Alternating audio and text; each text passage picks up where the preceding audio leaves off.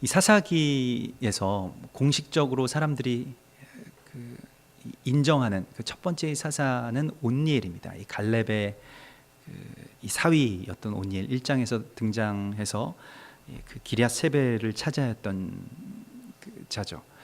그리고 그 갈렙의 딸 악사를 그렇게 이 상으로 받은, 그래서 악사와 결혼하게 된 그러한 그 그나스 족속, 이방 족속의 한 그 인물이 바로 사사 온니엘로 그렇게 알려져 있고, 그가 바로 첫 번째의 사사로 알려져 있고요. 또한 마지막 사사를 이제 사무엘이라고 이야기를 합니다. 사무엘은 선지자이면서 또한 사사였죠. 그래서 사사 시대의 끝에 있었던 선지자. 그래서 사무엘은 선지자이면서도 직접 백성들을 이끌고 나가서 전쟁을 하기도 하였죠. 그러나 사사기서에서는 그 첫 번째의 사사를 그 사사의 근원을 여호수아에게까지 올라갑니다. 그리고 여호수아가 살아있는 날 동안에 여호수아 그 날 동안에 이스라엘이 모든 그 하나님께서 말씀하신 그 땅을 차지하러 나갔고, 그리고 그 날 동안에 여호와를 섬겼더라고 하면서 이 사사기서에 동일하게 나오는 어떤 패턴들이 있습니다. 그것은 무엇이냐면, 사사가 살아있는 날 동안에는 그 땅이 평안하고 또 그 땅의 백성들이 하나님을 쫓았더라라고 하는 그러한 구절입니다. 사사시대를 우리가 아주 잘 묵상해야 되는 이유는, 또 우리가 사사시대의 비밀에 대하여서 알아야 하는 이유는, 사사시대가 곧 교회의 시대이기 때문입니다. 예수 그리스도를 예비하고 왕이 오실 그 전의 시대, 그것이 사사시대이고, 우리가 살고 있는 시대, 우리가 지금 그 모든 구속사의 역사에서부터, 창세기에서부터 지금 현대까지의 역사 가운데서 성경에서 가장 유사한 시대가 언제이냐 하면 사사시대입니다. 그래서 그 사사시대는 교회에게 주신 하나님의 메시지가 아주 강력하게 선포되고 있습니다. 그런데 여호수아가 사는 날 동안에는 그 여호와께서 이스라엘을 위하여 행하신 모든 큰 일을 본 자들이 사는 날 동안에, 사사 그 여호수아와 또한 여호수아 세대에 있었던 사람들이 살았을 때에는, 그 날 동안에는 여호와를 섬기고 또한 그때에는 평안이 있었다라는 것을 주께서 말씀하십니다. 그래서 언제나 하나님께서 그 일을 행하시는 방법 가운데서 중요한 것은 어떤 한 사람을 통해서 전체를 그렇게 구원하시고 또한 이끌어 가시고 그 한 사람을 통로로 세우시는 경우가 있습니다. 그래서 여호수아라고 하는 이 한 사람을 세우시는 것이, 이 지도자 한 명이 이 온 민족에 어떤 영향을 미치는지가 굉장히 중요한 것이죠. 그래서 그 사람, 그 지도자라고 하는 한 사람이 하나님과 연결되었을 때 일어나는 풍요로운 일들에 대하여서 오늘 사사기서는 1장에서도 그렇고 계속해서 증거하고 있습니다. 그래서 여호수아라고 하는 인물은 이제 여호와가 구원이다 라는 그런 뜻을 가지고 있죠. 그래서 예슈아라고 하는 이름과 그 연결되는 그러한 이름이고, 구약 시대에 또한 예수 그리스도에 대한 한 그 중요한 인물로 예표되고 있죠. 그래서 하나님께서 그 세우시는 어떤 한 사람에 대한 중요함을 오늘 이 본문의 말씀은 우리 가운데 증거하고 있습니다. 히브리서 11장 12절에서는 이러므로 죽은 자와 같은 한 사람으로 말미암아 하늘의 허다한 별과 또 해변의 무수한 모래와 같이 많은 후손이 생육하였느니라. 그래서 믿음의 사람, 의인 한 사람이 어떤 역할을 하는지에 대해서 많은 사람, 해변의 무수한 모래와 같은 많은 사람들이 그로 말미암아 살게 된다라고 하는 것을 주께서 말씀하고 있습니다. 이 대표성의 원리가 성경에 나오는 어떤 구원과 또한 하나님의 그 은총에 있어서 가장 중요한 원리예요. 한 사람이 범죄함으로 말미암아 죄가 너희에게 들어온 것처럼, 또 한 사람이 하나님께 순종함으로 말미암아 죄가 너희 앞에서 이제 떠나가게 되었다. 이것이 이 로마서에서 우리 가운데 말씀하신 그 한 사람에 대한 대표적인 말씀인데, 이게 굉장히 중요한 것이, 그 교회와 또한 이 시대의 사람들에게 있어서 오늘 우리에게 주시는 어떠한 메시지는, 그 내가 어떤 이 시대에 있어서 그 한 사람이라는 것을 깨달으라는 것입니다. 무엇이냐면, 우리가 이 시대에 있어서 그 하나님께서 소돔과 고모라를 멸망하실 때도 소돔과 고모라의 죄악이 관영하여서 멸망시키신 것이지만, 그러나 성경을 보면 의인 10명이 있었으면 그 땅을 멸망시키지 않으실 것이라고, 주님께서 그들을 살려주실 것이라고 그렇게 말씀하셨죠. 그러니까 의인이 하는 일이 무엇이냐 하는 것이 중요한 것입니다. 예전에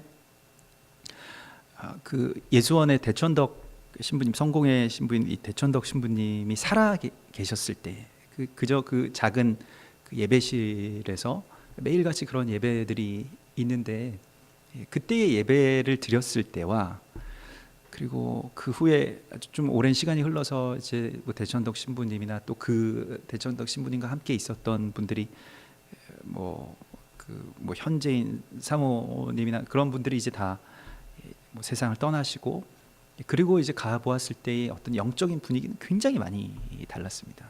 그래서 같은 공간이고 또 같은 형식으로 뭐 예배를 드리고 있었음에도 불구하고, 뭐 심지어는 이 예배 뭐 여러 가지 형태의 예배들이 있는데, 예배 때 너무 많은 어떤 그런 분노들이 뭐 일어나고 막 사람들이 이렇게 그 예배 가운데 들어가지 못하게 되는 것들을 이렇게 보게 되면서, 한 사람이 정말로 중요한 것이구나. 하나님의 사람이 거기에 앉아 있는 것만으로도, 그 당시에도 뭐 그분이 뭐 예배를 인도하고 설교하실 때도 있었지만은, 그냥 대부분의 경우에는 구석에 조용히 앉아서 그냥 아주 행복하게 그냥 예배를 드리는 예배자의 모습으로 주로 앉아 계셨었거든요.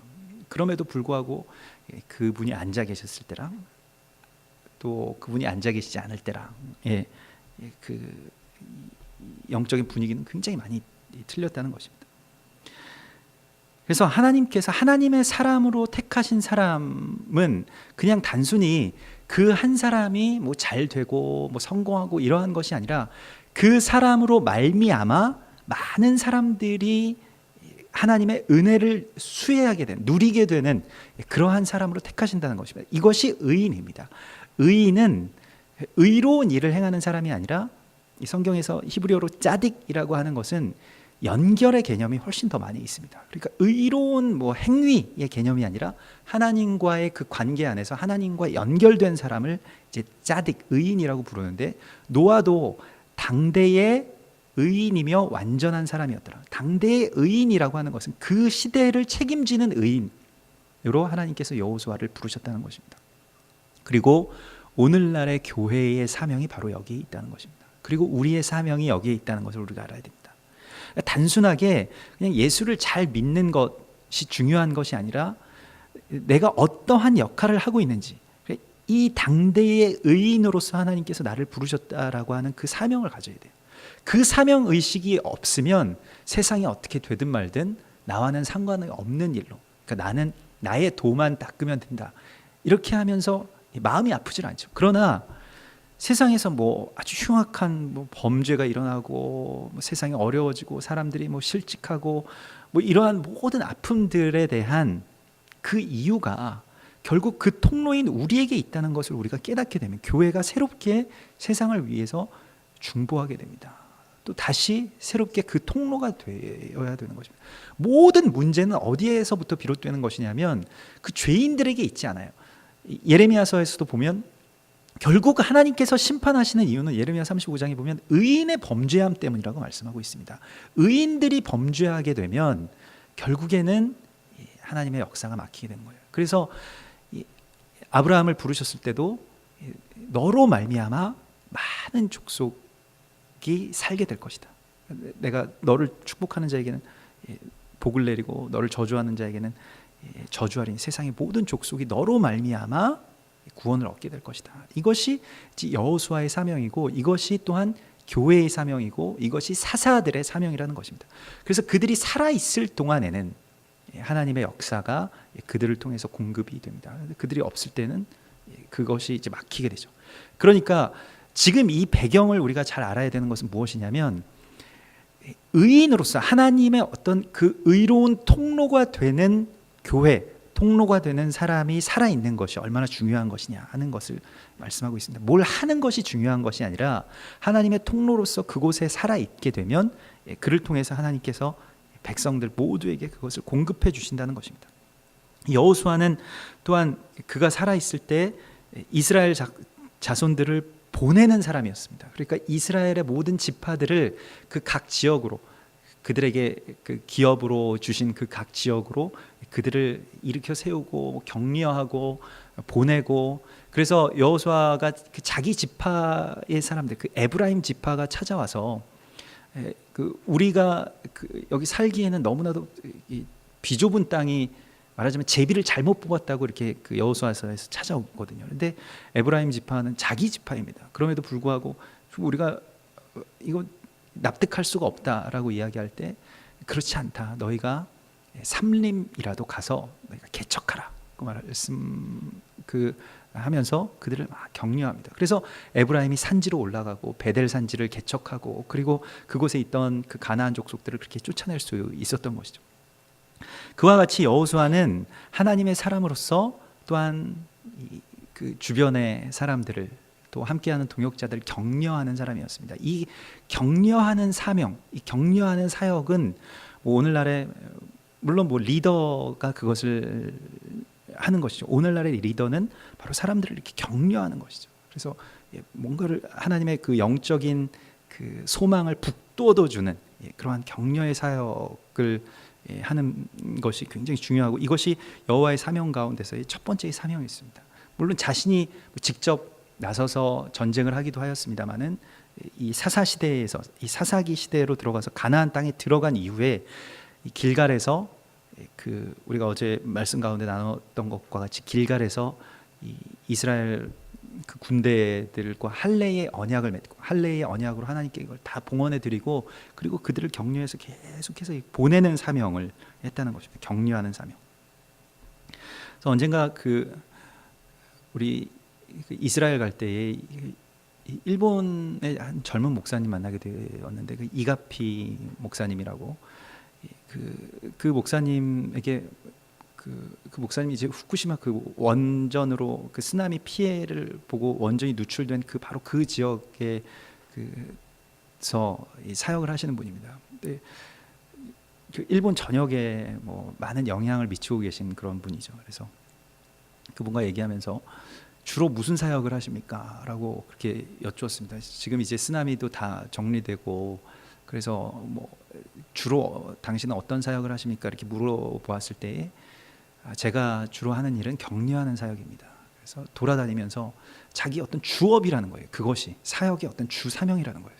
그래서 그게 저한테는 아주 작은 충격으로 다가왔습니다. 보통은 우리가 무슨 일을 만들고 어떤 사역을 하고 또 어떤 집회를 하고 또 교회가 성장하기 위해서 뭘 합니다, 이런 이야기들을 할 줄 알았는데, 사람들을 만나고 일본 전역을 돌아다니면서 또 사역자들을 격려하고, 그래서 실망에 있는 분들, 또 낙심에 있는 분들을 일으켜 세워서 다시 주의 일을 할 수 있도록 격려하는 사역을 합니다라고 했을 때, 참 이런 사역을, 그러니까 정말 가장 첫 번째의 사역으로 하시는구나. 그게 보통은 우리가 그런 사람이라고 생각은 할 수가 있지만은, 그러나 그것을 자기의 사명으로 두고 첫 번째로 그 일을 하시는다는 분을 처음 만나게 되었죠. 그래서 이스라엘 여행하는 내내 함께 동행하면서 항상 오늘 참 너무 좋습니다, 너무 귀합니다, 그리고 항상 격려해주고, 당신이 정말로 하나님께서 어떻게 사용하는 사람인지에 대하여서 그렇게 북돋워주고, 그래서 이렇게 만나서 대화할 때마다 정말로 힘이 돼요. 왜냐하면 항상 격려를 해주니까. 그리고 하나님이 지금 이러한 일들에 대해서, 또 우리가 하고 있는 하나님의 사역에 대해서 어떤 생각을 갖고 계신지, 하나님이 어떻게 아름답게 바라보고 계신지에 대해서 계속해서 힘을 북돋워주는 정말 그 사역을 하시더라고요. 그게 굉장히 큰 힘이 되었고, 그 전에 깊이 교제하던 분이 아니었음에도 불구하고 아주 그러한 사역을 하는 것 자체가 너무나도 귀하구나 하는 것을 깨닫게 되었습니다. 여호수아는 그렇게 격려하는 사명으로 사람들을 파송하고 보내고, 하나님의 땅을 그렇게 기업으로 받을 수 있도록 사람들을 세우는 그런 아주 훌륭한 리더였습니다. 그는 근데 원래는 그런 리더 출신이 아니죠. 출애굽기 33장을 보면 여호수아가 모세의 수종을 드는 자였다라고 나옵니다. 그러니까 모세의 시종이었죠. 아주 어렸을 때부터 모세의 겉옷을 들고 따라다니는 그러한 사람으로, 말하자면 모세의 개인 비서와 같은 사람으로 들어가 있었던 사람입니다. 그래서 이 출애굽기 33장 11절에 보면 그런데 아주 중요한 한 분기점이 나오는데, 여호수아가 사람이 자기의 친구와 이야기함 같이 여호와께서는 모세와 대면하여 말씀하시며 모세는 진으로 돌아오나 눈의 아들 젊은 수종자 여호수아는 회막을 떠나지 아니하니라 하면서, 이게 사실은 그 여호수아의 삶에 있어서는 어떤 한 분기점이 된 것입니다. 그러니까 여호수아가 모세의 시종이었다가 이제 하나님의 시종이 되는 출발점이 바로 출애굽기 33장에 나오는 것이에요. 자기가 모셔야 될 분이 벌써 진으로 돌아갔는데 진으로 돌아가지 않고 그곳에 그 임재 가운데 계속 머물러 있으면서 그곳에서 그 주님의 그 종으로서 주님의 음성을 이제 듣는 것이죠. 그래서 회막을 떠나지 않는 여호수아의 모습이 출애굽기 33장에 나오면서 그가 이제 다음 세대에 하나님께서 택하신 그 의인으로서 하나님의 그 백성들을 지도할, 이끌 지도자가 될 것임을 암시하고 있습니다. 그러니까 하나님의 사람들의 어떤 특징은 뭐 자기 자신이 어떤 리더십을 가지고 뭘 잘 판단해주고 뭐 멘토가 되어주고 이러한 것이 아니라 하나님과의 관계 안에서 머물러 있는 사람이 다른 사람들에게 격려할 수 있는 것입니다. 그러니까 어떤 성격적인 그런 의미가 아니라 이것은 하나님과의 연결의 의미의 관건이 있는 것입니다. 그래서 우리가 뭐 리더십이라고 할 때 다른 사람들에게 영향을 미치고 다른 사람들을 어떻게 이끌고 하는 것에 대해서 초점을 맞추지만은, 여호수아는 그런 사람은 아니었어요. 그렇지만 하나님 앞에 늘 머물러 있었던 사람, 그러므로 하나님의 뜻을 또 전함으로써 사람들을 세워나갈 수 있는 그러한 사람이었습니다. 그리고 끝까지 여호수아는 죽기 직전까지 이스라엘 백성들에게 계속해서 하나님만을 따를 것을 그렇게 선포하고 또한 그 길로 계속 인도하고 있습니다. 그래서 어떤 기능적인 것이 아니라 이 여호수아 24장 15절에서도 만일 여호와를 섬기는 것이 너희에게 좋지 않게 보이거든 너희 조상들이 강 저쪽에서 섬기던 신들이든지 또는 너희가 거주하는 땅에 있는 아모리 족속의 신들이든지 너희가 섬길 자를 오늘 택하라. 오직 나와 내 집은 여호와를 섬기겠노라. 그래서 백성들에게 가장 중요한 것을 마지막에 이제 거의 죽기 직전에 유언과 같이 남긴 것인데, 오직 나와 내 집은 여호와를 섬길 것이다 라고 말하면서 백성들에게 어떻게 할 것인지를 이제 그 땅에 들어가게 돼서 이 땅에서 가나안의 신들을 섬길 것인지 여호와를 섬길 것인지를 둘 중에 하나를 택하라고 말하면서 자신은 여호와를 택하겠다, 여호와의 길을 끝까지 섬길 것이다 라고 그렇게 말을 하고 있습니다. 그래서 우리가 이 여호수아와 같이 하나님의 그 지도자가 된다라고 하는 것은, 또한 우리가 하나님의 지도자가 된다는 것은 어떤 민족의 지도자도 될 수 있지만 뭐 우리의 자녀들에게 또 우리의 동역자들에게 하나님을 섬기는 것을 그저 그런 모델로서 서는 것이 가장 중요한 그러한 리더의 사명인 것을 오늘 우리 가운데 보여주고 있습니다. 그래서 백성이 여호수아가 사는 날 동안과 여호수아 뒤에 생존한 장로들, 그 세대의 사람들이 그 살아있을 동안에는 평안하였더라. 그들 또한 그곳에서 여호와를 섬겼더라. 이렇게 나옵니다.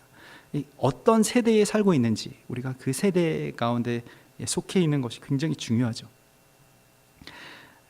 그래서 여호수아 24장에서도, 여호수아의 끝장에서도 바로 이와 같은 말씀이 나옵니다. 여호수아 24장 31절에서도 이스라엘이 여호수아가 사는 날 동안과 똑같은 말이, 여호수아 뒤에 생존한 장로들, 그래서 꼭 같은 구절이 여호수아 24장 31절과 사사기 2장 7절에 있으면서 여호수아가 생존했을 때의 그 시대가 얼마나 중요한 시대인지를 우리 가운데 말씀하고 있습니다. 그런데 지금은 그런 시대가 아니다.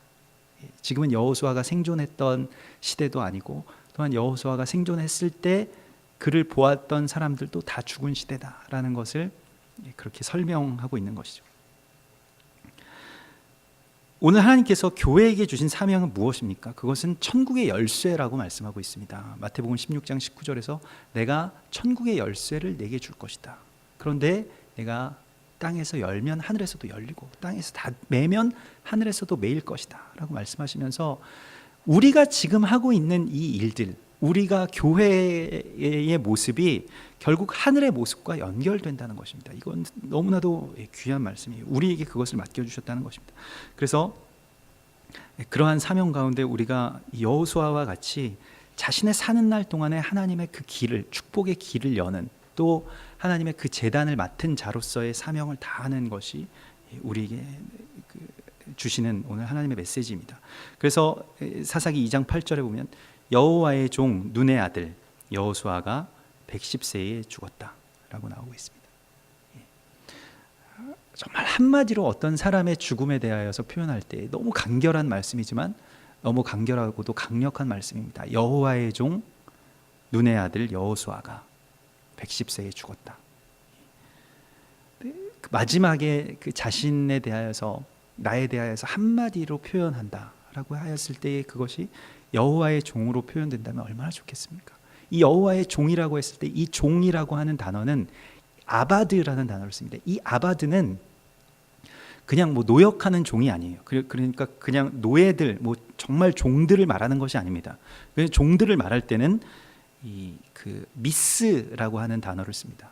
그래서 그것은 정말 그 종을 말하는 것입니다. 몸 종을 말하는 것인데 여호와의 종 눈의 아들 여호수아는 이렇게 했을 때 여호와의 종은 이 아바드라고 하는 이 단어는 뭐 경작하다라는 뜻을 가지고 있지만은 그것은 예배자라는 뜻을 가지고 있습니다. 이 아바드가 이 예배한다라고 하는 뜻을 가지고 있습니다. 그래서 예배한다라는 말과 경작하다라고 하는 말이 같죠. 노동한다라는 말과 같죠. 그래서 뭐 그 수도원들에 주로 붙어 있는 그런 말들이 노동은 곧 기도요라고 하는 그런 말이 있습니다만은 그 단어 안에 다 포함이 되어 있는 말입니다. 그런데 여호와의 종이라고 하였을 때 그것은 정말로 하나님을 기쁨으로 섬기는 예배자, 모든 사역과 모든 일들이 그냥 자신의 억지로 마지 못해서 하는 그런 노역이 아니라 하나님께서 나에게 주신, 또 나를 동역자로 세워주셔서 하는 그 기쁨의 일들, 그것이 바로 여호와의 종 여호수아가 된 비결이었습니다. 바울이 항상 자기 자신의 정체성, 자기 자신의 어떤 이 아이디로 제시하는 것이, 자신의 정체성으로 표시하는 것이 그리스도로 말미암아 하나님의 종이 된 나 바울은 이렇게 말하잖아요. 하나님의 종이 될 수 있다라고 하는 것은 하나님의 동역자가 된다는 것이고, 그것은 기쁨으로 하나님 예배하는 자가 된다는 것입니다. 그래서 어떻게 그렇게 될 수 있느냐? 그리스도로 말미암아서 그 일들이 이루어집니다. 우리가 여호와의 종이 된다라고 하는 것은 단순한 어떤 종이 아니라 아브라함의 그 종이었던 엘리에셀과 같이 그 신부를 데리고 나가는, 그 신부를 찾아오는 그 가장 신임하는 종 엘리에셀과 같은 그러한 동역자가 되는 것을 의미합니다. 여호와의 종 눈의 아들 여호수아, 그에 대한 이 성경에 또 하나님의 그러한 마지막 평가라고 한다면 평가죠. 우리의 그 남은 날도 이와 같이 여호와의 종이 되어야 되겠습니다. 여호와를 기쁨으로 예배하는, 또 그리고 경작하는 주님의 그 여호와의 종, 가장 영예로운 인생의 한마디죠.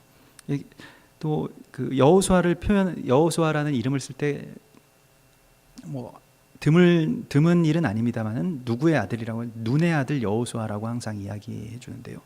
눈이라고 하는 말은 어떤 뜻을 가지고 있냐면 다시 싹이 나게 하다라는 뜻을 가지고 있습니다.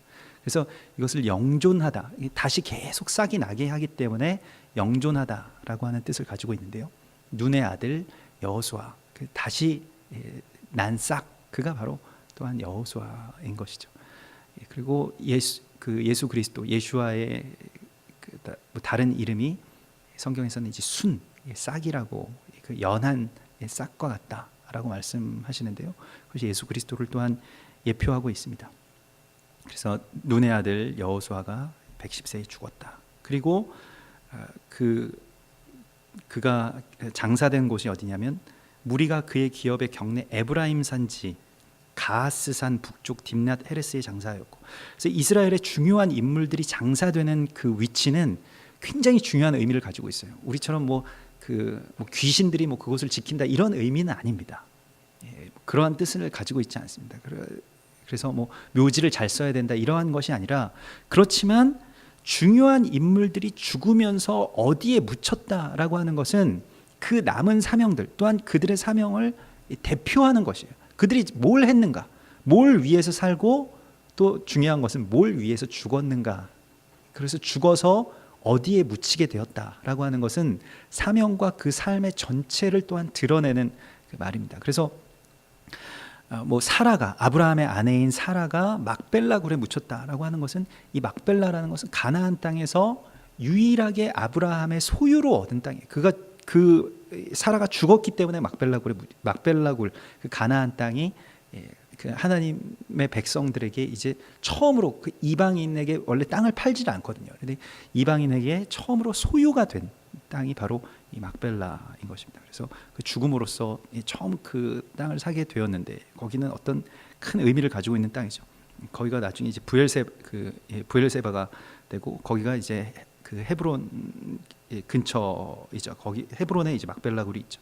그래서 하나님의 땅들이 그렇게 연결되는데, 여기서 이제 그 에브라임 산지인 가스 산에 딥낫 헤레스에 여호수아가 묻혔다라고 하는 것은 그의 사명이 무엇인지를 드러내고 있는데, 여기는 어떠한 땅이냐면 그 딥낫 헤레스라고 하는 말은 이 헤레스라고 하면 이 태양신을 말합니다.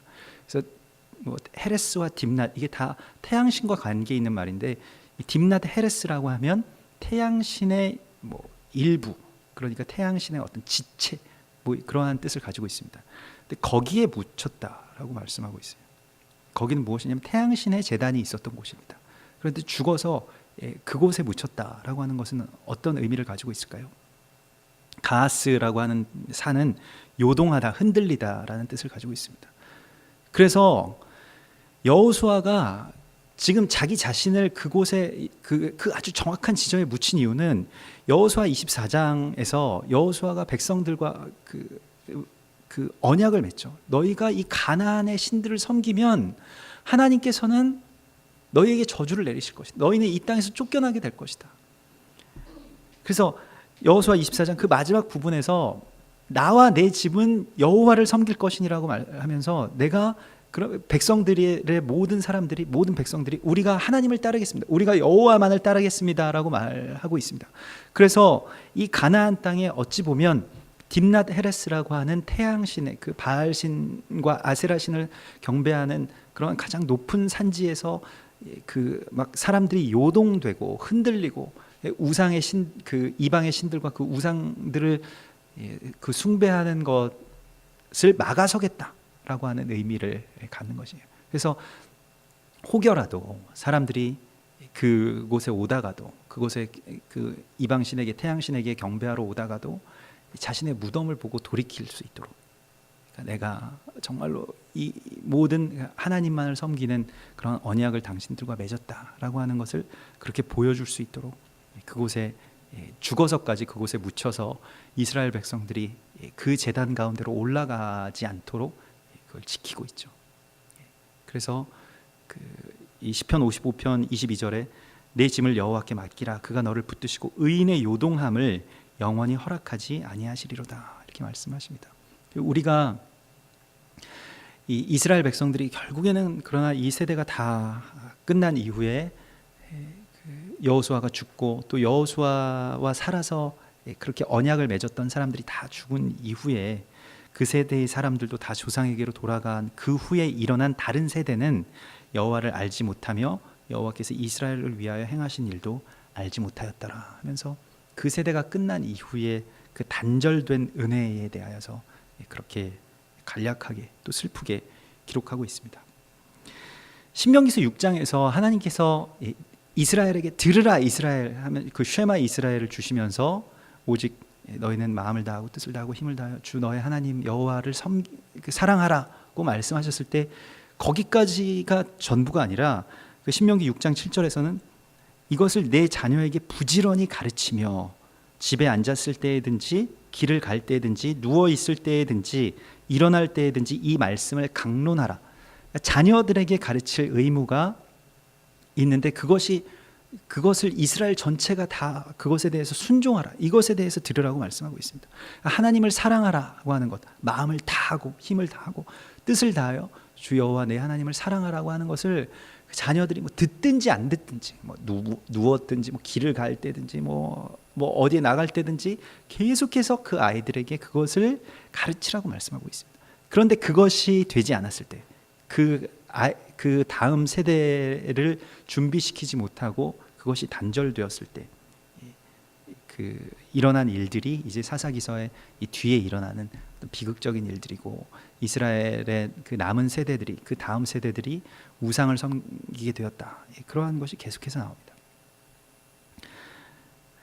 하나님과의 관계가 파괴되면 곧바로 파괴되는 것이 무엇이냐면 세대 간의 단절이 일어나게 됩니다.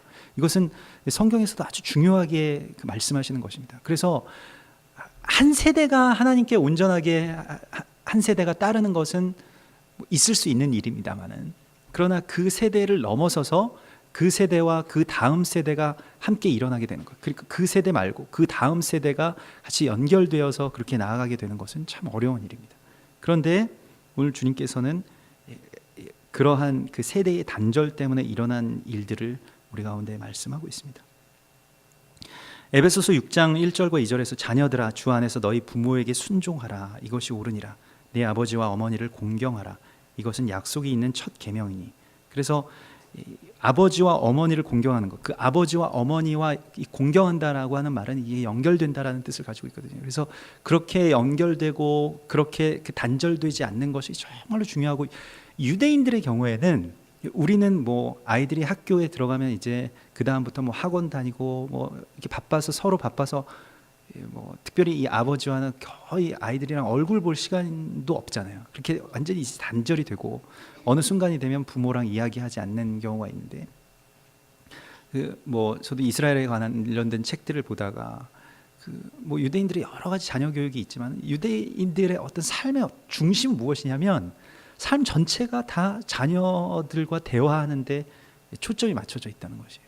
그래서 꼭 특별히 뭐 매일 거의 그러하지만 꼭 샤밧이 되면, 꼭 그 안식일이 되면 자녀들과 식사하는 것, 저녁 식사하는 것이 가장 중요한 그들의 일인 것이죠. 뭐 그 빌 게이츠도 그 유대인이지 않습니까? 유대인 가정인데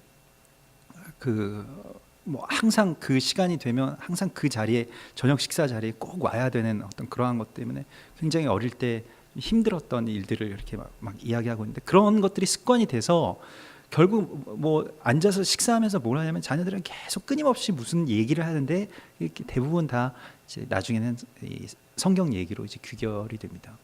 근데 중요한 것은 무엇이냐면 그게 참 부럽고 우리에게서 참 잘 안 되는 것인데 계속 대를 이어오면서 그 일들을 해왔으니까요.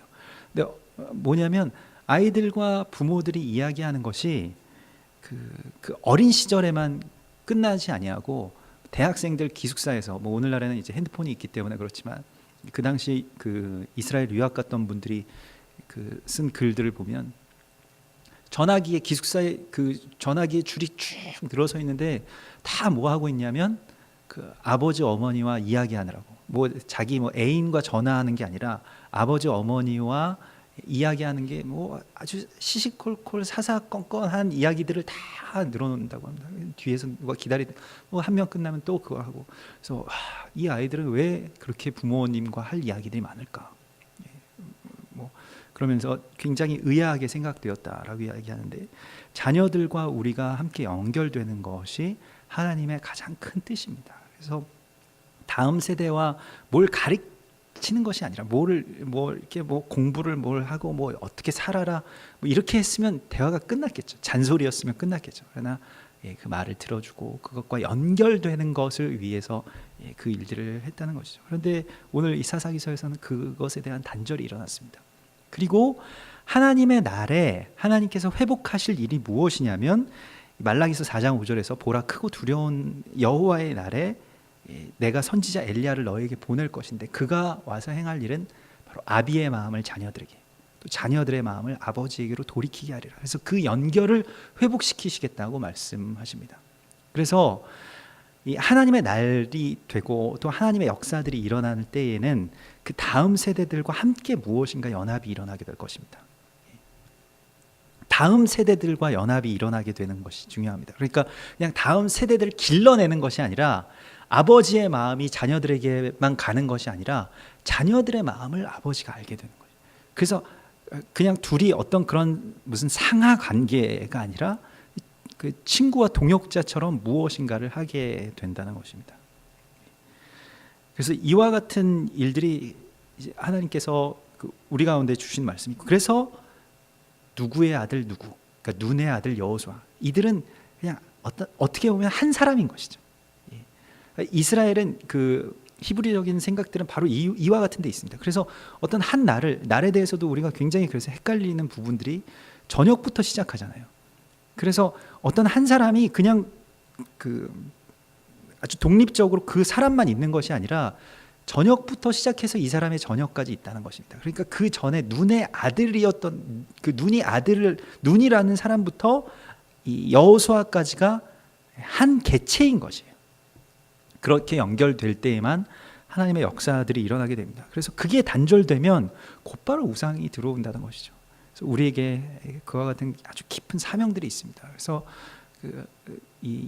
그런데 그 연합이 어떻게 일어나냐면 성령으로 말미암아서, 또 주님의 거룩한 날에 주님께서 행하실 일이라고 말씀하고 있습니다. 그래서 이것은 또한 이러한 세대를, 이 엘리야의 세대를, 엘리야의 혁명이라고도 이야기하는데, 그러한 시대를 우리 가운데 열어주시기를 우리가 기도하고 또 꿈꿔야 할 것입니다.